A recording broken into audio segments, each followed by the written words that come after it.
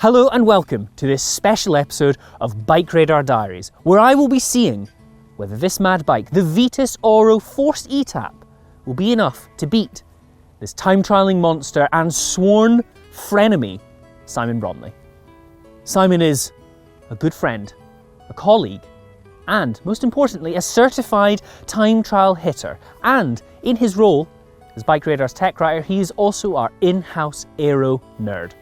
Despite Jack's woolly appearance, burning beneath that soft exterior is a fierce competitor. And I know, despite the fact that he says he doesn't care, he cannot wait to beat me. It is true, I do rather like halloumi and butter, but I don't want to have to put the effort in required to beat someone like Simon. With that in mind, I've decided to abuse my position of privilege within the industry and called on our sponsors Vitus to supply me with some cutting-edge Aero tech. But will it be enough to beat this man?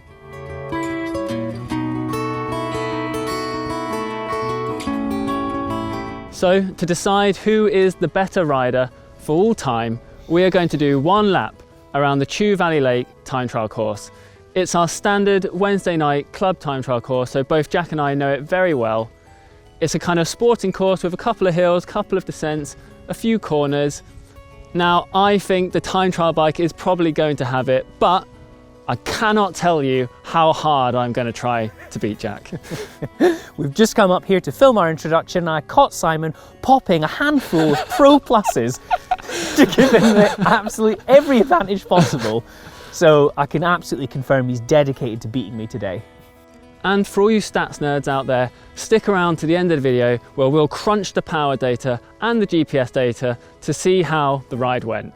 Now, of course, before we crack on, I have to remind you to like, subscribe and click that little bell icon so every time we upload a video like this, you will get a notification.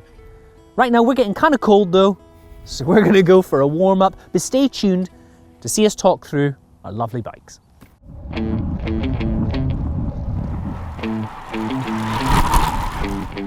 So Simon, we're doing our warm up. I've got my special gear on. You got any tips for me before we set off?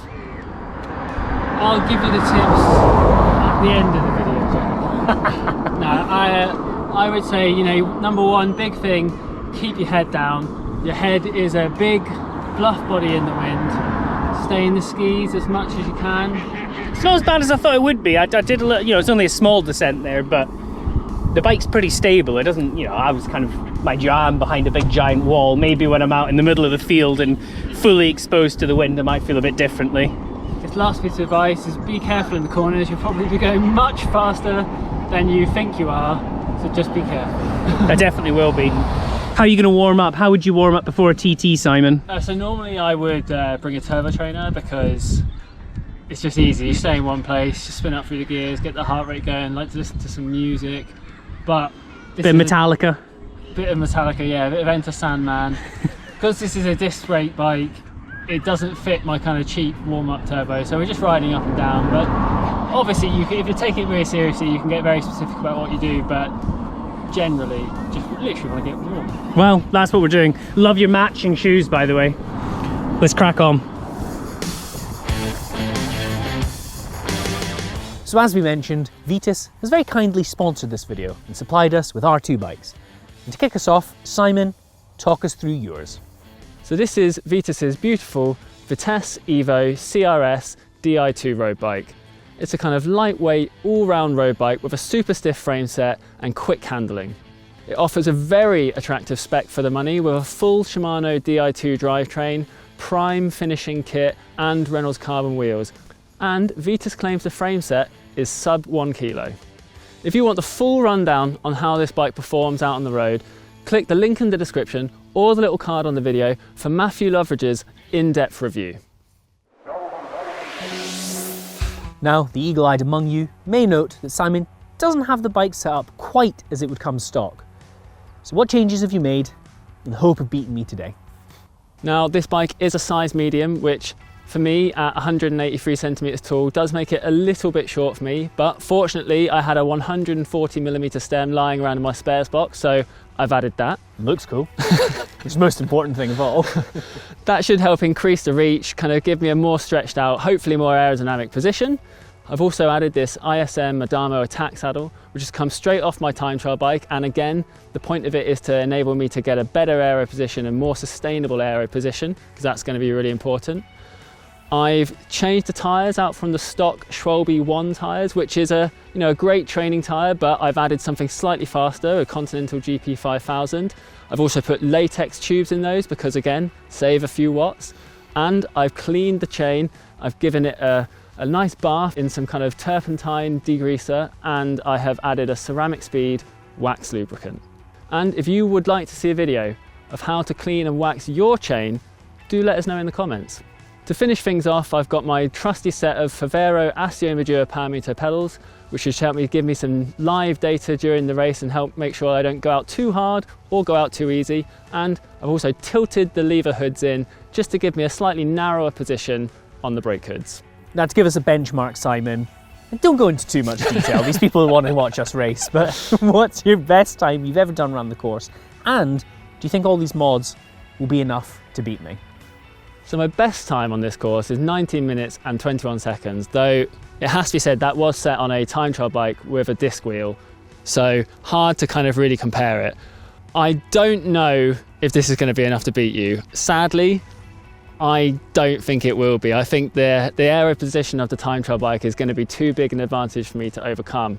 To be honest, I think my only hope is that you're a big wuss, and on the descents, and even on the flat sections, you'll get scared holding the aero position, and you'll just go on the horns, and then I'll be faster. I think there's a high chance I will come out of the skis and go onto the horns, because I have ridden a time trial bike a grand total of once before, in a previous BikeRadar video where I rode a terrifying Softail tri-bike from the 90s. A classic video and a must watch. Check the link in the description. I rode this bike last night just to check it over and check my position, and it was just up and down a bus lane, and I can confirm it was terrifying and rapid. So if I don't beat you, I think it won't be the bike to blame, it'll merely be me and my lack of experience and fitness. The Auro is a bang up-to-date modern time trial bike with a SRAM Force eTap AXS wireless group set, a pair of Prime's deep section carbon wheels, and a very aerodynamic frame overall. As with every TT bike, the whole point of it is allowing you to get into an aerodynamic position and stay in it. And with this, it should get me into a lovely long and low position. And I feel like I'm going to learn a lot today and hopefully beat you.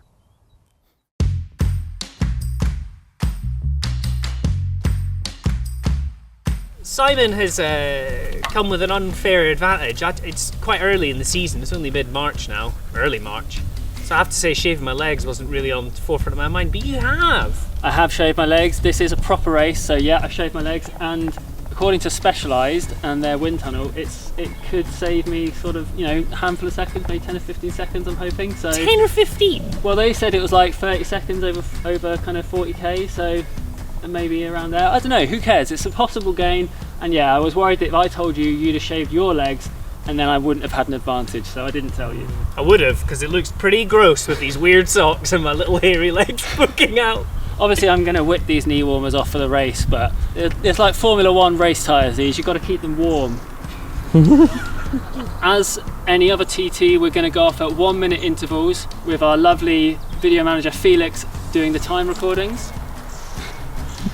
I'm going to be going off first, giving Jack a chance to chase me, and I think he's hoping to catch me. I bloody hope so.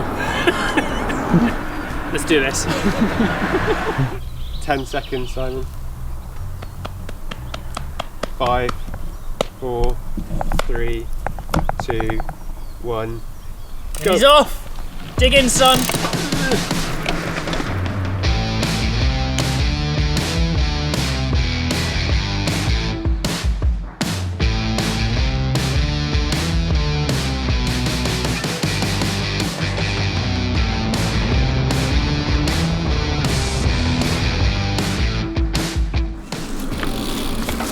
5, 4, 3, 2, 1, go!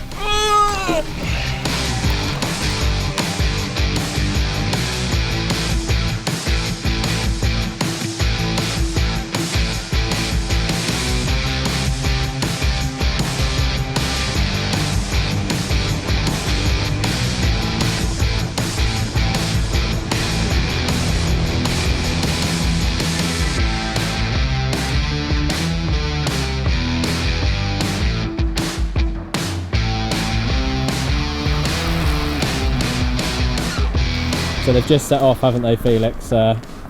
Simon didn't look like he had the best start though. Yeah, he didn't really get off to the quickest start. I think he didn't quite get his foot in properly, but I think his determination will probably see him through, but we'll see. Would you be at all surprised if Simon came back still in the lead? I'd be very surprised actually if Simon was leading out there, but I think there's always the opportunity that they could get held up, because these are normal open roads, so they could get held up by traffic. Anything could happen.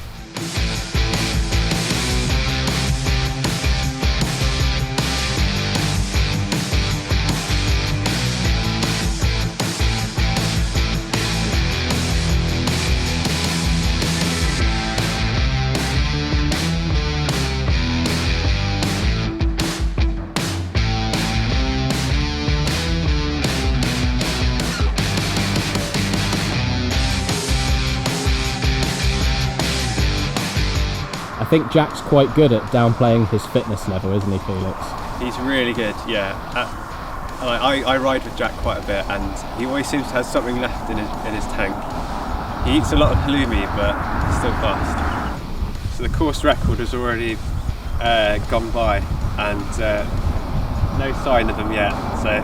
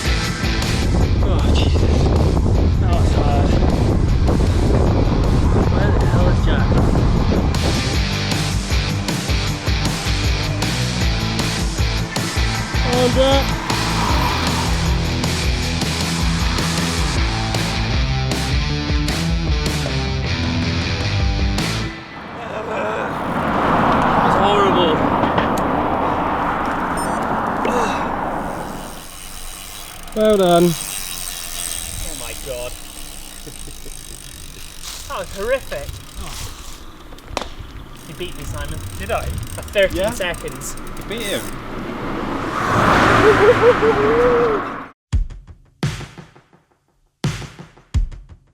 Air handshake. Congratulations, Simon. It's been confirmed you are the better athlete and you cannot buy performance alone. Although I can't say I've ever been within 13 seconds of you. I think every other time it's been, what, 2 minutes? Yeah, I was surprised. I honestly thought you were going to catch me. But it's also things like, I reckon, tyres, maybe me getting my head down slightly more effectively. You're buzzing! I am absolutely made up, mate. Oh. Okay, so we're back at home. It's the next day. We've had a chance to kind of recover. You've had a chance to lick your wounds, Jack. I think everyone knows what the result was. I won by about, I think it was 13 seconds. So, you know, I mean, that's pretty close. Like, I will go into this later. I worked out exactly what percentage of our total time that was, but we'll go into that a bit later. But how are you feeling? I'm all right. I have to say I was pretty cooked after the effort. It's the first time I've done something like that hard.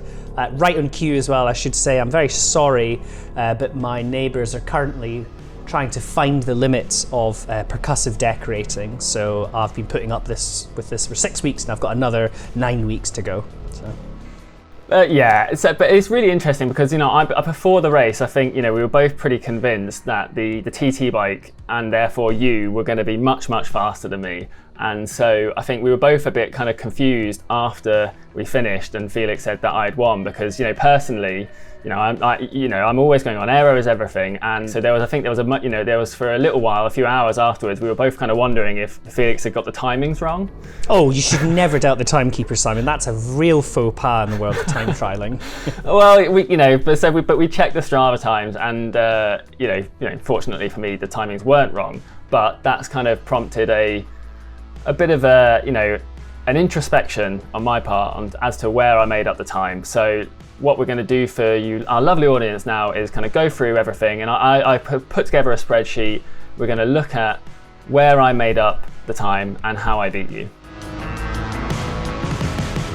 my finishing time for the segment was 21 minutes and 21 seconds, and yours was 21 minutes and 34 seconds. So as I said, that's a difference of 13 seconds, which, you know, all things considered, you know, 13 seconds doesn't, you know, we all know that's a small difference, but it sounds quite big. But that's 1% Mm-hmm. of the 1% total over time. the course. Yeah, over that kind of course. I think what's most interesting is that your kind of average power was about 43 watts higher than mine, according to the pedals. Now, without wanting to kind of do you a disservice, I do remember that you zero offsetted the pedals right after getting the bike out of the car, and there is part of me that wonders whether it hadn't quite come to the kind of right temperature. So maybe they were reading slightly high, but I can't prove that either way. It just seems, I wonder if it seems unrealistic that you put out 43 watts more than me.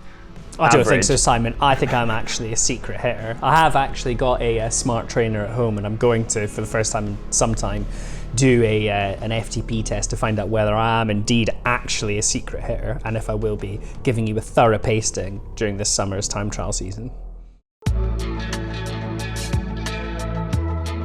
So the average power. So I did 261 watts average, and you did 304 watts average according to your power meter. Now the normalized power was slightly closer. Normalized power, mine was 274 watts, and yours was 310. So that's a 36 watt difference. That's still, you know, still a pretty significant difference. And in terms, although you're slightly heavier than me, in terms of watts per kilogram, our performances were actually very similar. So I weigh about 63 kilos, which gave me around 4.34 watts per kilo. And how much do you weigh, Jack? 72.5, 73, depending on how much halloumi I've eaten that day. Yeah, so that's what I wrote down 72.5, and so that gives you 4.27 watts per kilo. So in terms of watts per kilo, my performance was slightly better than yours, but of course, you know, it's not a climb, this is a flat time trial, so watts per kilogram doesn't really, you know, what we really want to know is watts to kind of grams of aero drag, but of course we don't know how much grams of aero drag we had. But yeah, I mean, I guess if a wind tunnel wants to sponsor us for a future series, by all means, you know, we're open to suggestions. But you must have been pretty happy with that performance, right? Yeah, I was happy to be able to put out what felt like sustained power, whether or not that's, you know, actually what I've done. I certainly didn't feel like I was dying, you know, as I would maybe at this time in previous years, and that's probably because all I have been able to do for the past year is ride my bike. Well, yeah, and you know, like, I don't want to cast too many aspersions over the data. You were using a pair of Garmin Vector-free power meter pedals, and you know, they're a set of my own pedals, and generally I found them to be very reliable. Yeah, obviously it's always really difficult to know when you've only got one power source, but I don't think they're, if they are at all off, I don't think they're going to be wildly off. Yeah.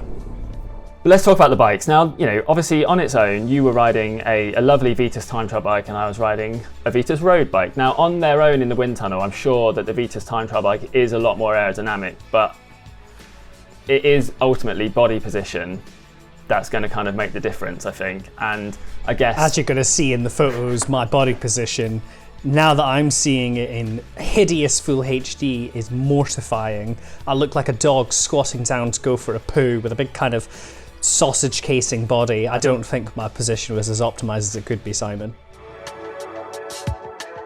Body position is always the ultimate one, because ultimately a TT bike is about putting your body into an aerodynamic position, and we know that, you know, narrowing the elbows and getting your head down are really, really important.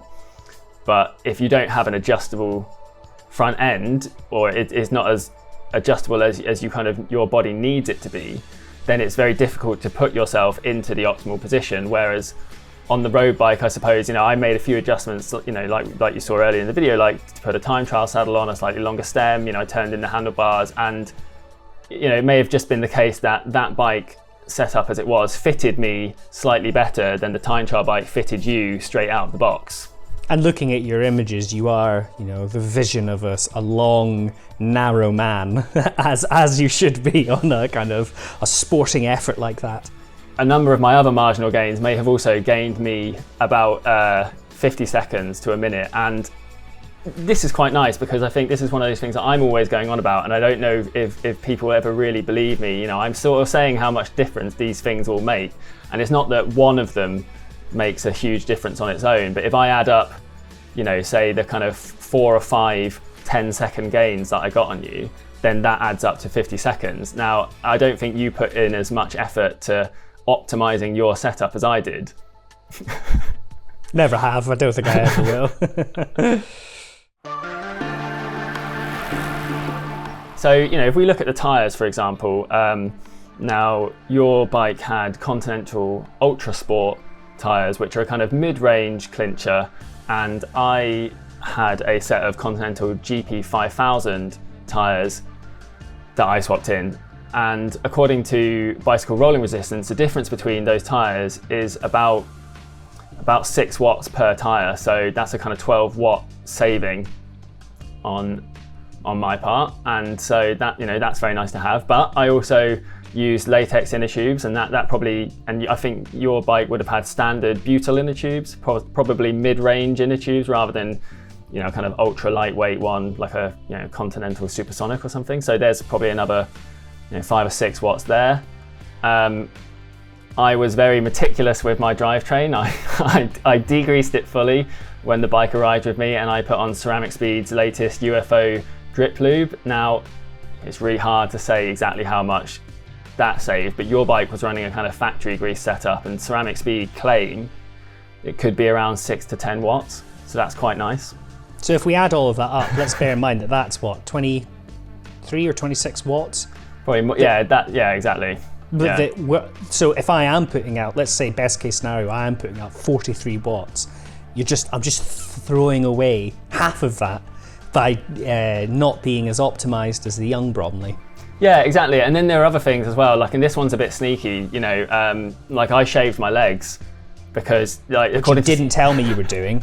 Well, no, because exactly. According to Specialized, that's probably worth around 15 to 20 seconds over a course like that. So I knew that was a potential gain, and I didn't want to tell you because I knew if I told you, you would shave your legs too. Yeah, immediately I would have. I thought it was a bit early in the season. It's only March. I didn't want to jump ahead of things. I didn't want to look too keen. But you just kind of came around the back, snuck through. I looked like Dunkel. Yeah, so now obviously in terms of helmet, like we talked about earlier, you were wearing POC's Tempor time trial helmet, which iconic in the time trialing scene and can be very effective, but only if you use it in the right way. In the optimal position, your helmet would have been a huge gain, but it's very hard to say whether it was or wasn't because of the position. So whilst if you were just testing the helmets alone in a wind tunnel, yours would have undoubtedly been faster. I think it's really hard to say whether it was actually a big gain for you or not. Yeah, and I'd be really curious to see if I could kind of get into a position that was more comfortable, more sustainable, and kind of allowed me to, essentially with the POC, the whole point is that it integrates almost with your body, and the peak, or I say the peak, the kind of tail should be touching your back. And I never really kind of got that feeling. So I'd be curious if I could use it again, whether I could get into that position. So what did you think of the TT bike though? Like, how was your, because I know you've ridden, you've used aero bars before. Have you actually ridden a proper TT bike before? Are you interested to try it again? Yeah, absolutely. So I rode that terrifying old Softail thing. Like you say, I have ridden extensions a lot, but I mean on like long distance days, not kind of time trial focused efforts. The time trial bike was pretty impressive. I have to say, like it wasn't nearly as scary as I thought on the descents. Descending on the skis was fine, which was my kind of initial concern. But just like, even on a windy day like that, not a particularly fast day on that course, it's amazing how fast you are going for such minimal effort. You really realise that when you are comparatively sat bolt upright in the wind, kind of dancing away on a normal road bike, you're just giving up so much to your body acting like a big bloody sail in the wind. So I'm definitely interested. I think if I get committed to the TTs this season, I do really love them. They're great fun, and for tech focused people like us, it's just catnip where we get to focus on these tiny little changes you can make, which actually add up to noticeable gains in the real world, whereas it can feel a bit more nebulous when you're kind of dealing with road bikes. So yeah, I think I'll stick at it. I hope the Vitus will stick around for a bit longer. I can play about with my position, maybe put some really fancy tyres on it, and yeah, who knows, maybe I'll be snapping at the heels of your bonds. Thanks very much, Simon, for talking me through it all. I really enjoyed the day. I was sad that you beat me, but it's been a learning experience, and we'll just wait and see what happens when the summertime trial series comes around.